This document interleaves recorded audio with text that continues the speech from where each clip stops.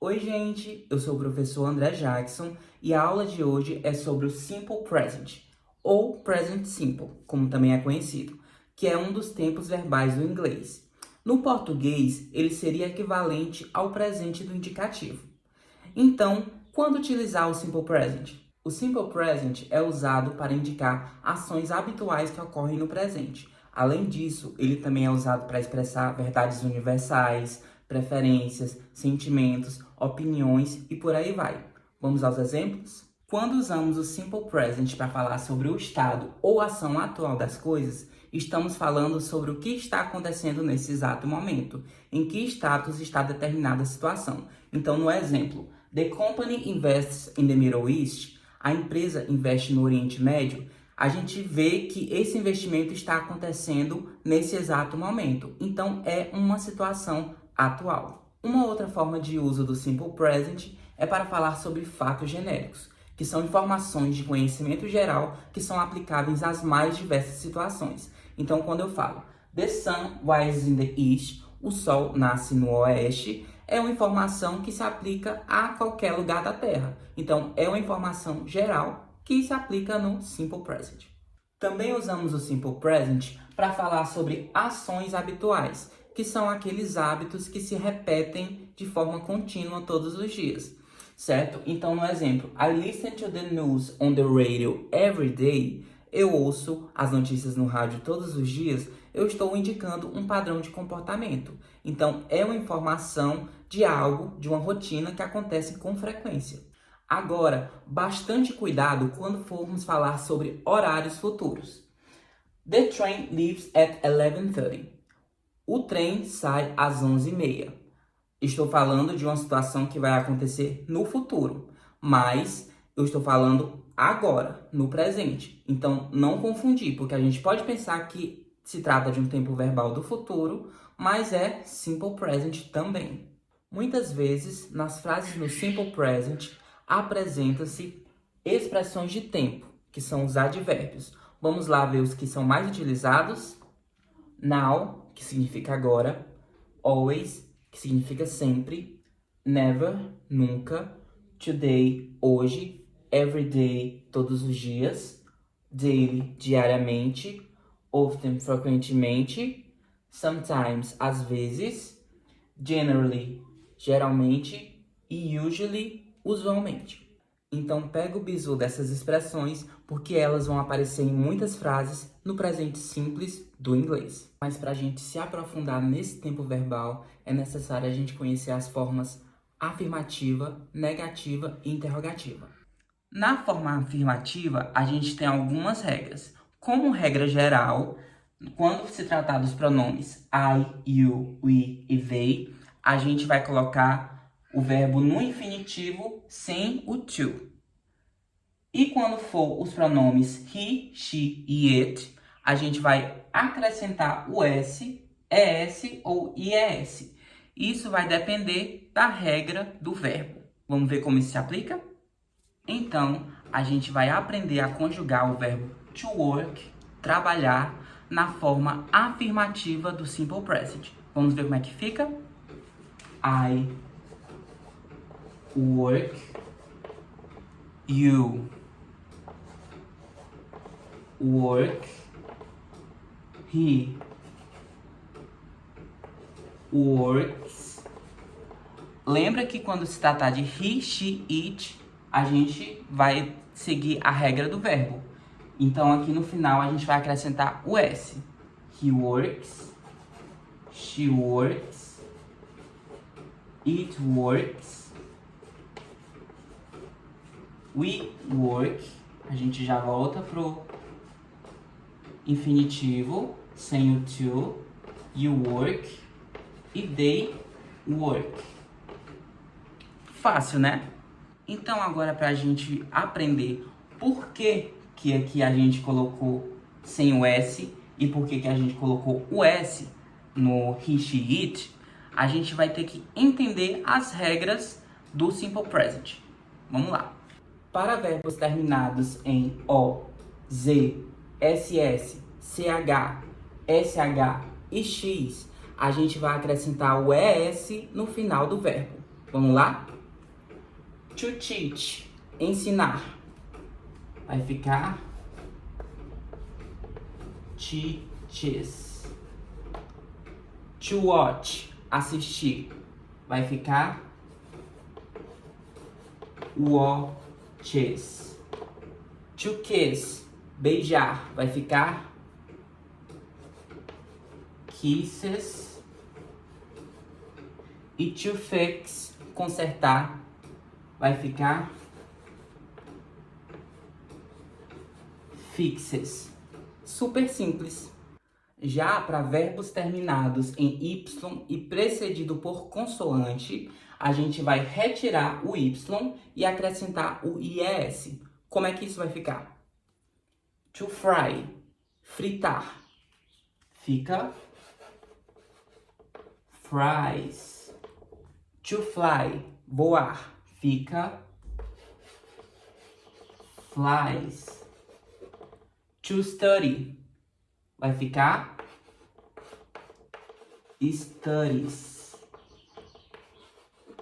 E to worry fica worries. Então vamos à próxima regra. Nos verbos terminados em Y precedido por vogal, a gente apenas vai acrescentar o S. Então vamos lá. To say, dizer. Fica says. To play, jogar. Fica plays. Bem simples e fácil. Bem, agora que a gente já aprendeu as regras do Simple Present para as frases afirmativas, a gente vai aplicar essas regras com a estrutura dessas frases, certo? Então, a forma afirmativa do Simple Present fica sujeito, mais verbo principal, mais o complemento. Então, vamos lá. Sujeito. I. Verbo. Live. E o complemento. In Brazil. Eu moro no Brasil. O sujeito, I, eu. O verbo principal, live, moro. E o complemento, in Brazil.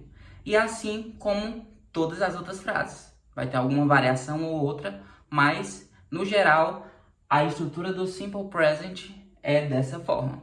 Na forma negativa do Simple Present, vai ser um pouco diferente. Por quê? Porque aqui a gente vai ter o uso dos verbos auxiliares, certo? Então, os verbos auxiliares são o do e o das. Quando eu usar os pronomes I, you, we e they, eu vou usar o auxiliar do. E quando eu utilizar os pronomes he, she, it, eu vou usar o auxiliar das.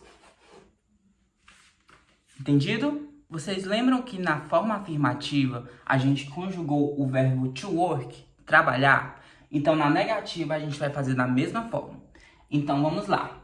I uso o auxiliar do, not, porque na forma negativa a gente utiliza o not, né? Que é não, que é a palavra do inglês que a gente usa para negar. Então vamos lá. I do not work. Ou então eu posso usar a forma contraída também, que é don't work. You do not work. Ou a forma contraída, don't work. O he, she, it, a gente sabe que é uma forma diferente. Então, a gente coloca aqui o does. Not work. Na forma contraída, como é que vai ficar? Doesn't. Continuando. We do not work. Contraído da mesma forma, don't work. You, a mesma formação no plural e no singular, certo? You do not work. Ou na forma contraída, don't work. E para finalizar, o they. They do not work. Ou contraindo, don't work. Super simples e fácil de memorizar. E como fica a estrutura do Simple Present na forma negativa? Vamos lá. Sujeito, I, verbo auxiliar, do, mais o not, certo? O que a gente está negando, mais o verbo principal, live, e o complemento, in Brazil. Eu não moro no Brasil. I do not live in Brazil. Lembrando que a gente pode contrair essa informação aqui, ó. O verbo auxiliar mais o not. A gente pode colocar um don't. Certo? Então, vamos para a última das formas do Simple Present, que é a forma interrogativa. Que aqui a gente também vai fazer o uso dos auxiliares do e does. O do a gente utiliza I, you, we e they. Do. He, she, it, does.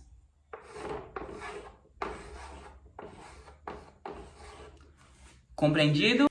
Indo agora para o último exemplo de conjugação do verbo to work na forma interrogativa, tem um adendo. Aqui, na forma interrogativa, o sujeito e o verbo auxiliar, eles vão trocar de lugar.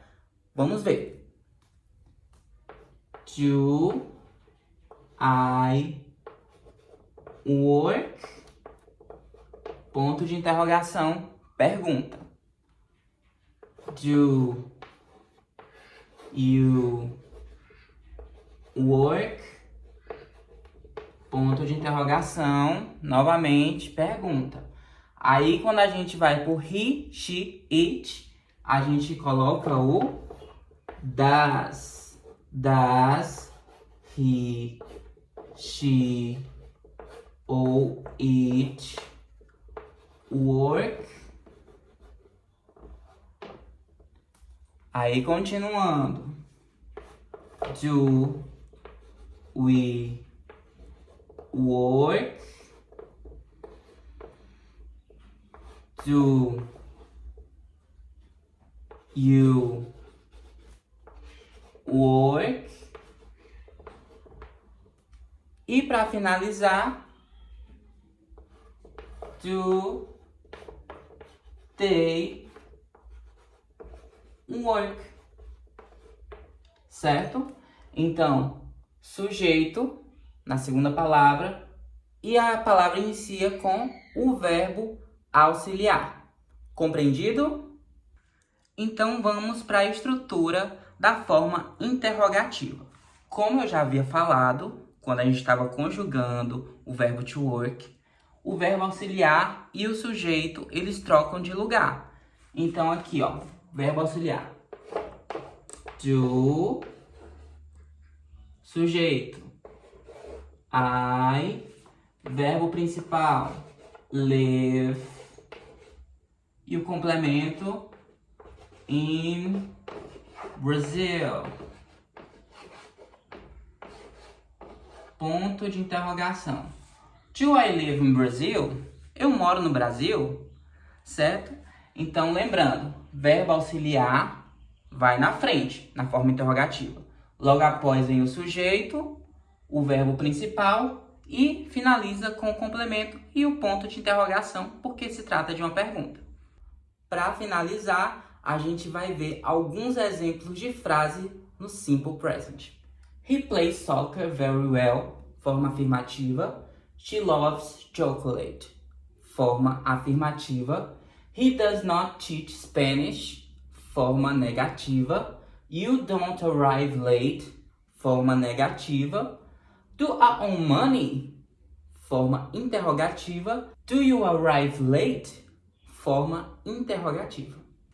Bem, essa foi minha aula sobre Simple Present. Espero que eu tenha de alguma forma contribuído para o conhecimento de vocês. E é isso. Até a próxima aula.